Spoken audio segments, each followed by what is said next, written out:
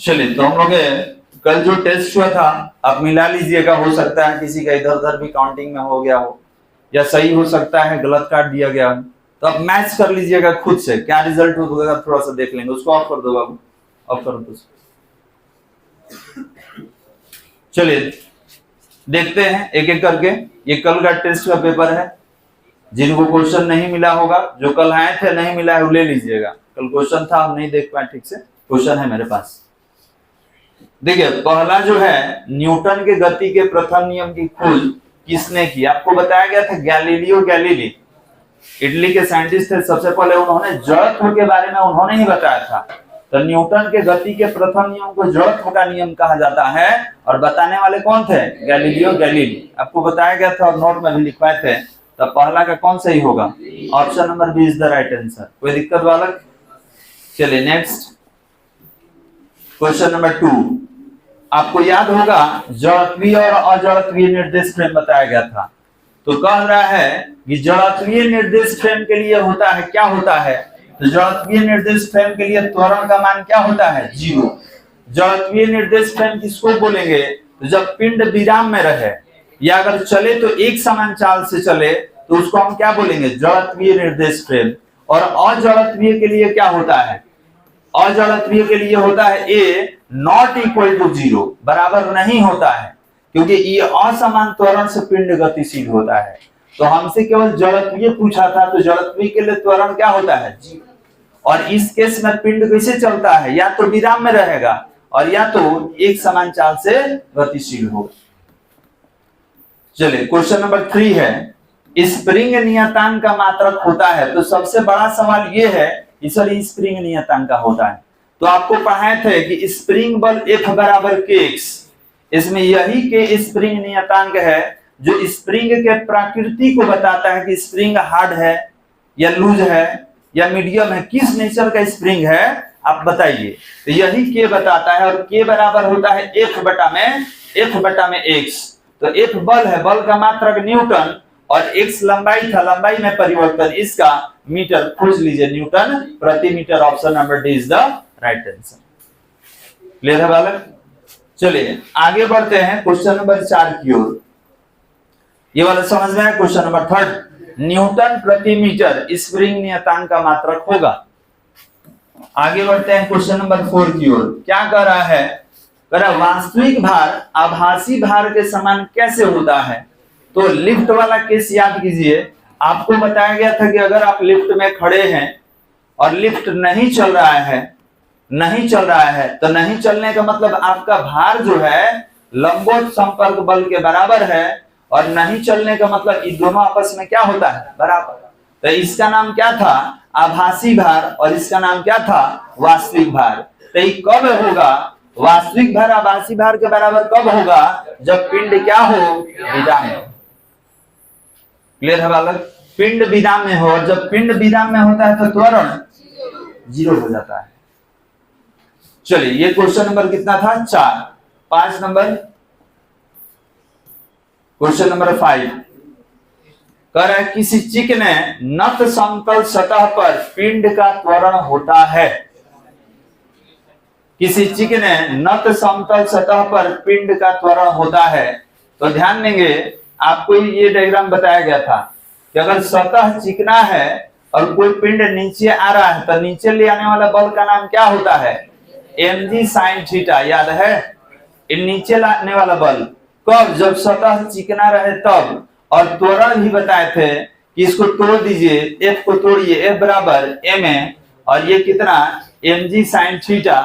यहाँ m से m cut गया तो a बराबर कितना? g sin theta. तो ये चिकना सतह के लिए है बालक। कितना आ गया?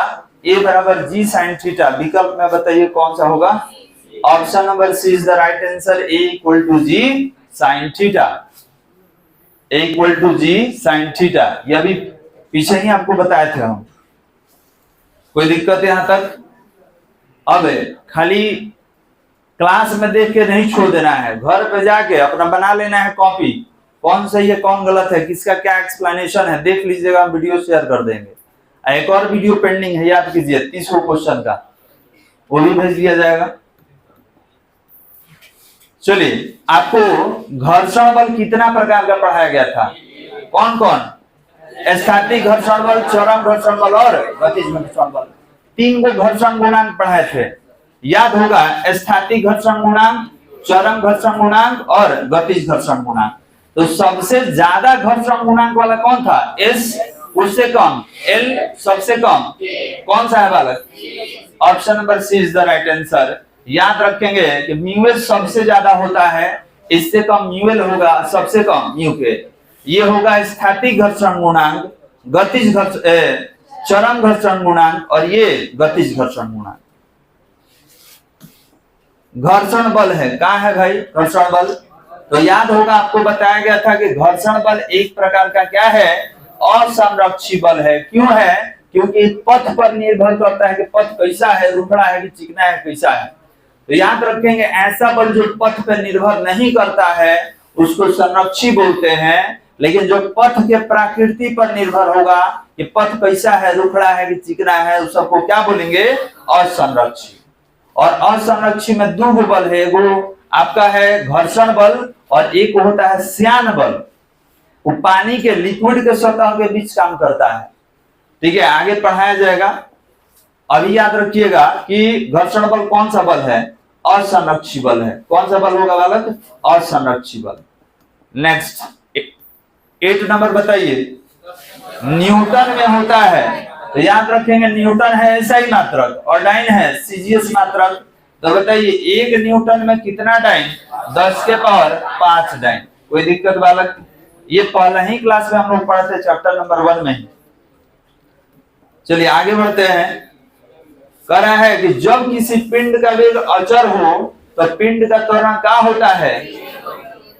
अचर मतलब वेग बढ़वे नहीं करेगा। आप घर से निकले 10 मीटर पर सेकेंड से और कोचिंग पहुंच गए 10 मीटर पर सेकेंड, तो वेग जब बढ़ा ही नहीं है तो त्वरण क्या हो जाएगा? जी। वेग बढ़ना त्वरण कहलाता है, वेग घटना मंदन कहलाता है। लेकिन वेग ना बढ़े ना घटे, इसका मतलब त्वरण क्या है? जी। चलिए 10 नंबर। अभिकेंद्रक त्वरण होता है, 2 बताए थे, याद है? अभिकेंद्रक त्वरण ए बराबर, रुक जा तुम बताओ बोला, वी स्क्वायर अपॉन एक है आर ओमेगा स्क्वायर। यहाँ एक के दिया हुआ है, कौन होगा? R omega square. और इसी से अभिकेंद्रक बल निकाले थे, F बराबर एम आर ओमेगा स्क्वायर, याद है? एक और था एम वी स्क्वायर अपॉन। चलिए आगे बढ़ते हैं बालक। 11 नंबर। कोणीय वेग होता है। अच्छा एक चीज और, ये हम बदल दिए थे कल क्योंकि इसका ऑप्शन नहीं था, ऑप्शन नहीं था। तो देखिए ये अगर है तो इसका भी आंसर देख लिया जाए। कोणीय वेग होता है 2 पाई। सुन लीजिए, कोणीय वेग का 2-3 फॉर्मूला है। कोणीय वेग ओमेगा बराबर होता है 2 पाई इंटू आवृत्ति, 2 पाई इंटू आवृत्ति, या एक होता है 2 पाई अपॉन टी। ध्यान देंगे ये 2 फॉर्मूला होता है, क्योंकि आवृत्ति जब टूटेगा तो 1 समय में टूटता है। आवृत्ति को न्यू से लिखते हैं, एक चिन्ह है न्यू बोला जाता है। अब 9th-10th में न्यू नहीं है, उसमें एफ लिखा जाता है या एन। लेकिन अब आगे पढ़ाएंगे तो हम बताएंगे कि आवृत्ति कैसे लिखिएगा, न्यू से। तो यही खोज लेना है कि दोनों में से कोई है कि नहीं। तो 2 पाई इंटू टी तो गलत हो गया, बगल में टी लिखा है। 2 पाई इंटू आवृत्ति, दो को विकल्प है नहीं जी। यहाँ पे देखिए 2 ऑप्शन होगा जी। ये बी भी सही है, ये भी होगा और ये भी होगा। अभी बताए हैं यही आवृत्ति टूटता है तो 1 समय हो जाता है, और 1 समय गुना होगा तो 2 पाई अपॉन टी। तो बी भी होगा और सी भी होगा। इसका मतलब कौन सा ऑप्शन? Option number D. इसमें दोनों दिया है कि बी और सी दोनों, तो ये दोनों है, याद रखिएगा, बी भी है और सी भी। चलिए ये हम चेंज करवा दिए थे, चलिए ये समझ लीजिएगा, चेंज वाला तो आप जानते ही हैं। 12 नंबर। सही संबंध है। तो आपको पढ़ाए थे कि lambda tan lambda equal to mu S. तो जब लेमडा इधर रखिएगा तो tan इधर जाके क्या होगा? tan inverse mu S. अब खोज लीजिए कहाँ है, पहला ही है कि lambda equal to tan inverse mu S. नाम क्या है? नाम क्या देंगे बताइए तो? नाम क्या दिया जाएगा? घर्षण कोण और स्थैतिक घर्षण गुणांक के बीच संबंध। चलिए जी का मान बताइए, एफपीएस में कितना होता है? 20 फीट। कौन है जी? ऑप्शन कौन है? ऑप्शन नंबर सी 32 फुट प्रति सेकंड स्क्वायर। देखिए जो दिया है, घबरा मत जाइएगा, त्वरण का मात्रक सेकंड स्क्वायर में होना चाहिए, यहाँ पे केवल सेकंड दिया है। 32 फीट पर सेकंड स्क्वायर। रखो, कहाँ बढ़ा रहा है? हम क्या बोले थे कि मिला लीजिएगा, पूरा हमको कंप्लीट करने दीजिए, हो सकता है और कोनो मिल जाए। चलिए नोटिस कर लीजिएगा, अगर आप मारे होंगे सही तो क्या प्रॉब्लम। देखिए सर, जी का मान कितना? 32 फुट प्रति सेकंड स्क्वायर। यही इसीलिए मिलवा रहे हैं कि आप मिलाइए कौन सही है कौन गलत। आते हैं 14 नंबर में, कह रहा है म्यू एस अपॉन म्यू के का मान। तो ध्यान देंगे, आपको दो हम बताए थे। आपको बताया था कि म्यू एस अगर ऊपर है, म्यू के नीचे रहे तो ये हमेशा एक से बड़ा होगा, और बताया था कि अगर म्यू के ऊपर है और म्यू एस नीचे तो एक हमेशा एक से छोटा होता है। तो ये पूछ रहा है कि इसका अनुपात क्या होगा? तो एक से बड़ा। खोजिए इसमें ऑप्शन नंबर, कह रहा है कि एक से अधिक। Option number A is the right answer, ये आपका सही विकल्प है। सारा मिलाइए पहले, हवड़ाना नहीं है, आराम से सारा मिलाइए। तो कौन हो गया? एक से अधिक। अब देखिए सॉल्व करने वाला, कह रहा है 4 मीटर 4m तथा 16m द्रव्यमान के दो पिंड समान गतिज ऊर्जा से गतिमान है, तो उनके रेखीय संवेग का अनुपात होगा। क्या समान दिया हुआ है? तो गतिज ऊर्जा समान दिया हुआ बालक, गतिज ऊर्जा समान है तो संवेग में अनुपात पूछ रहा है, तो क्या दिक्कत है? देखिए काइनेटिक एनर्जी पहला का, काइनेटिक एनर्जी दूसरा का। तो काइनेटिक एनर्जी पढ़ाए हैं कि p²/2m होता है, p²/2m। तो पहला का है तो एक एक लिख दीजिए, और दूसरा का निकालेंगे तो ये हो जाएगा p²/2m²। बात नहीं बालक, ध्यान समझिए। कब? जब गतिज ऊर्जा समान रहे तब। आपको नोट में एबीसी करके लिखवाए थे। अब इसमें क्या है कि हमसे किसका अनुपात पूछ रहा है? तो संवेग का अनुपात। तो P1 के नीचे P2 को लेके आइए, है 2 से 2 कटा दीजिए। तो यहाँ पर क्या होगा? P1/P2 है, नीचे आ जाएगा, अब दोनों का स्क्वायर है तो होल स्क्वायर दे दीजिए। इधर क्या होगा? M1 नीचे M2, स्क्वायर हटाएंगे तो बगल वाला रूट में, तो P1/P2 और अंडर रूट में M1/M2। अब बताइए M1 का वैल्यू कितना दिया हुआ है? M1 का वैल्यू कितना है जी? 4m। M2 का वैल्यू कितना है? 16m। पहले m से m कटा दीजिए, 4 16, 1/4। अगर रूट में 1/4 है तो 1:2 होगा। कुछ इसमें है नहीं, तो अब नहीं है तो विकल्प को काट के देखिए, तो ये कितना होगा? 2:1 होगा। ये कितना होगा? 1:2। B is the right answer. अब आप खोज रहे थे क्या? आप खोज रहे थे 1:2। यह 1:2 है, आपको दिख नहीं रहा है। देखिए यही 1:2 है। हाई नहीं रहता तब कौन होता? डी। इस पर बहुत आदमी गलती किए हैं, बहुत आदमी, और निकाले हैं सही। करेगा हल्ला, और निकाला है 1:2, लेकिन उसको मिलवे नहीं किया तो मार दिया डी। लेकिन ये नहीं देखा कि यहाँ पे ऑलरेडी सेट किया गया है। ऐसे ही क्वेश्चन देगा कंपटीशन में, तुरंत हो जाइएगा गड़बड़। जब मिलाइएगा आंसर तो कहिएगा तो गायब हो गया। यही तरीका है बालक। कोई दिक्कत समझ में आ रहा है? ये बनाए हैं बहुत आदमी, सॉल्व रॉक पे हम देखे हैं, किए हैं, लेकिन आंसर में मार दिए हैं नॉट। रीजन क्या हो? चेक नहीं किए हैं विकल्प को कि कौन सा है। तो ऑप्शन नंबर बी जो है 1:2 है, उसको हम सेट कर दिए थे 2:4। कोई दिक्कत बालक? हटा जाए। ऐसा क्वेश्चन में मजा आता है। अब डायरेक्ट दे दिए जाए सर, तुरंत टिक लगा देगा। थोड़ा सा क्वेश्चन को घुमा दीजिए।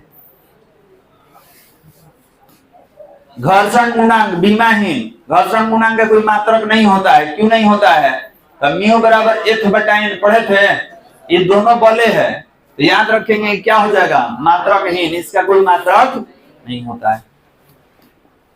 चलिए 17 नंबर, क्वेश्चन नंबर 17, यदि पिंड का द्रव्यमान 2.4 kg हो तो पिंड का भार, अब बताइए भार क्या होता है जी, भार पढ़ाए थे आपको, ये भार W बराबर mg होता है। m दे दिया, g का वैल्यू 10 ले लीजिए, 10 हटाइए, 10 कैंसिल, कितना newton? Option number C is the right answer. कोई दिक्कत वाला समझ में आ रहा है जी? पीछे आए पूछेंगे। आइए 18 नंबर, इसमें भी बहुत आदमी फंसे थे। कह रहे हैं कि 10 मीटर त्रिज्या के वृत्ताकार पथ पर एक समान चाल से चलते हुए, ध्यान दीजिए यहाँ पे, एक समान चाल से चलते हुए एक वस्तु पर 10 न्यूटन का अभिकेंद्रक बल लग रहा है, तो वस्तु की गतिज ऊर्जा निकाले। बात नहीं बालक, क्या दिया हुआ है? त्रिज्या दिया हुआ है, और क्या आपसे पूछ रहा है कि बताइए कि अगर पिंड पर 10 न्यूटन का अभिकेंद्रक बल लगा हुआ हो तो वस्तु का गतिज ऊर्जा कितना होगा? तो सबसे पहले गतिज ऊर्जा कितना होता है? Half mv²। तो mv² का वैल्यू आपके पास होना चाहिए, तो देखिए कैसे निकालेंगे। 18 नंबर, ये बताइए अभिकेंद्रक बल कितना पढ़ाए हैं? F बराबर mv²/r। आप कितना बल लगाए हैं? 10 न्यूटन का। पहले गिवन डाटा लिख लो, दिया क्या है, बल कितना दिया है और त्रिज्या कितना है? त्रिज्या कितना है बालक? 10 मीटर, दोनों 10 है, 10 मीटर। आपसे क्या कह रहा है कि बताइए अगर पिंड वृत्तीय पथ पे चल रहा है तो गतिज ऊर्जा कितना होगा? गतिज ऊर्जा को लिखते कैसे हैं? Kinetic energy. तो आप एक काम कीजिए, F बराबर mv²/r होता है, F और r दोनों दिया है, तो 10 बराबर कितना? mv² बटा में 10, 10 दहिया 100, तो mv² का वैल्यू कितना आ गया? 100। अब बताइए निकालना क्या है आपको? क्या निकालना है? गतिज ऊर्जा, काइनेटिक एनर्जी कितना होता है? Half mv²। हाफ mv², तो हाफ कर लीजिए, और mv² का वैल्यू देखिए निकला हुआ है 100, तो 100 नीचे भाग दे देना है 2 से, तो कितना? 50। ऊर्जा का मात्रा क्या होता है? जूल। खोजिए, 50 जूल है? नहीं है। कहाँ है जी? नहीं है, तो नहीं है, तो कौन विकल्प? Option number D. बहुत आदमी 5 मार रहे हैं, कोनो कुछ मार दिया, बिना निकाले जौन मन तो मार रही। तो याद रखिएगा, निकालने का तरीका ये है बालक। बहुत आदमी बनाए भी है, सही भी हुआ है बहुत आदमी का। पहले क्या करना था आपको? पहले अभिकेंद्रक बल के सूत्र पे mv² का वैल्यू निकालना था, और फिर गतिज ऊर्जा पे रख देना था यहाँ पे mv² का वैल्यू, कट के कितना हो जाएगा? 50। चलिए आगे बढ़ाते हैं, कोई दिक्कत बालक? 19 नंबर, आपको याद होगा बताए थे कि वृत्तीय पथ को सुरक्षित पार करने का शर्त था। कौन शर्त था? तो आपका घर्षण गुणांक जो है tan थीटा से बड़ा और क्या होना चाहिए? बराबर। यही शर्त था वृत्तीय मोड़ को पार करने के लिए। चलिए इसके बाद 20 नंबर, करें कि अपकेंद्रक बल होता है, तो जितना अभिकेंद्रक होगा उतना ही अपकेंद्रक होगा। क्या होता है? तो mr⍵² 2 होता है, F बराबर mr⍵² या एक होता है mv²/r। अब खोजिए दोनों कहाँ है? पहला वाला दिख रहा है F बराबर mr⍵²। अभिकेंद्रक बल अपकेंद्रक बल दोनों बराबर होता है। अभिकेंद्रक बल का दिशा, अभिकेंद्रक बल का दिशा कहाँ होता है? वृत्त के केंद्र की ओर, और अपकेंद्रक बल का दिशा कहाँ होता है? केंद्र से बाहर की ओर। चलिए 21 नंबर, कोणीय त्वरण और रैखिक त्वरण में संबंध बताए थे। A=r अल्फा, कहाँ है जी?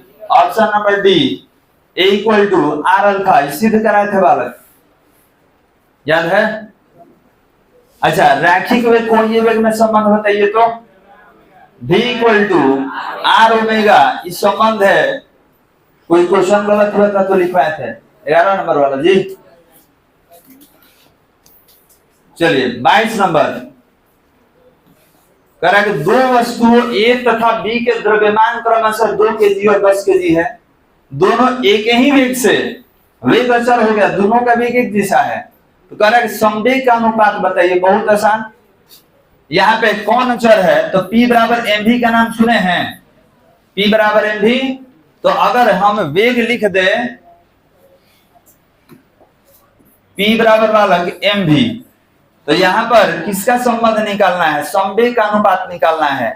तो अगर v को अचर कर दीजिएगा तो v बराबर p बटा m हो गया। v बराबर कितना होगा, p बटा m। या अगर आप निकालना चाहें तो ये भी लिख सकते हैं कि p बराबर mv, तो यहाँ m बराबर कितना होगा, p बटा v हो जाएगा। कुछ भी आप लिख सकते हैं, दोनों में से कोई रिलेशन ले लीजिए। तो यहाँ पर वेग अचर कह रहा है तो अचर लेके बनाएंगे, कैसे बनाएंगे ध्यान देंगे। हमने बोला कि P1 equal to P2, P1 equal to P2, और इसमें क्या होगा, एक minute, P equal to mv होता है। जब इसको अचर कर देंगे, v अचर हो जाएगा, तब P बटा कितना होगा, m1। देखिए पहला पिंड का वेग दूसरा पिंड का वेग बराबर है, कहां गए, यहाँ पे करेंगे, दोनों पिंड एक ही वेग से गतिशील है, इसका मतलब दोनों का वेग बराबर होगा। तब v को हटाइएगा तो किससे हटाएंगे, P बटा m से। तो क्या P1 बटा m1 लिख सकते हैं, क्या P2 बटा m2 होगा। अब हमसे क्या पूछा है, संवेग का अनुपात है, P2 को नीचे ले गया, m1 को ऊपर, तो ये हो जाएगा P1 बटा P2। ऊपर से नीचे चल गया तो m1 नीचे से कहां जाएगा, ऊपर, ये हो जाएगा m1 बटा m2। तो कितना है जी m1, 2 kg, आई कितना है 10 kg, 2 बचे 1 बटा 5, तो अनुपात होगा 1:5।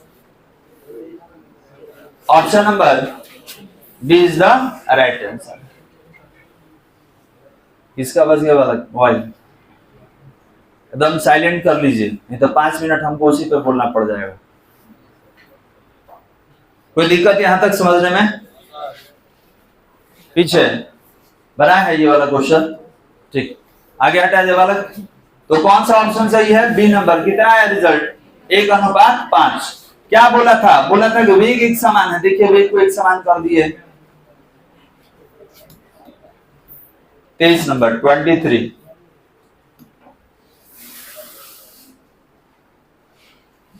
दो केजी द्रव्यमान की वस्तु 0.5 मीटर प्रति सेकंड स्क्वायर के त्वरण से गतिमान है, तो बल बताइए। तो F बराबर क्या होता है, ma, बल पूछ रहा है, तो ma होगा, m कितना है जी 2 kg, त्वरण कितना है 0.5, 2 kg, 0.5 को 5 बटा 10 लिख सकते हैं, 5 बटा 10 हो जाएगा, तो 5 दूनी 10, 2 2 कैंसिल, कितना 1 न्यूटन आया है। Option number C is the right answer. सबका बना होगा। चलिए 24 नंबर वाला, 24 नंबर, घर्षण बल लगता है आपेक्षिक गति की कौन जी, दिशा के विपरीत, दिशा के विपरीत। तो 24 का कौन होगा, बी नंबर। 25 नंबर, चरम घर्षण बल स्थैतिक घर्षण बल का मान है, कौन मान है, महत्तम। परिभाषा में लिखवाया गया है, परिभाषा में ही लिखवाया गया है कि स्थैतिक घर्षण बल के महत्तम मान को क्या कहते हैं, चरम घर्षण बल। तो ये कौन सा मान होगा, महत्तम मान। कोई दिक्कत वाला, तो चलिए ये आपका समाप्त, और आपके लिए ऑल द बेस्ट, है ना जी।